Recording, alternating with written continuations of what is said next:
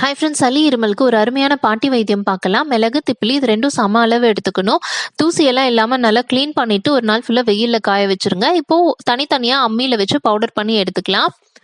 இந்த பவுடரை ஒரு சல்லடையில் போட்டு நல்லா சளிச்சு எடுத்துட்டு ஏர்டைட் கண்டெய்னரில் போட்டு ஸ்டோர் பண்ணி வச்சுக்கலாம். ரூம் டெம்பரேச்சர்லேயே ஸ்டோர் பண்ணிக்கலாம், கெட்டு போகாது. இப்போ நம்மளுக்கு தொந்தரவு இருக்கோ அந்த டைமில் கொஞ்சமாக எடுத்து தேனில் கழிச்சு நம்ம சாப்பிட்டுக்கலாம். இதை சாப்பிட்டதும் ஒரு 15 மினிட்ஸ்க்கு தண்ணி எதுவும் குடிக்கக்கூடாது. அதுக்கப்புறமா வெதுவெதுப்பான தண்ணி குடிச்சுக்கலாம். இந்த பவுடர் சளி இருமலை கட்டுப்படுத்தும். நெஞ்சு சளி இருந்தாலும் நல்லா கரைச்சு விடும். ட்ரை பண்ணி பாருங்க. இந்த வீடியோ பிடிச்சிருந்தா லைக் பண்ணுங்க, ஷேர் பண்ணுங்க, சப்ஸ்கிரைப் பண்ணுங்க. நாளைக்கு வேற ஒரு இன்ட்ரெஸ்டிங்கான வீடியோவோட பார்க்குறேன். பாய்.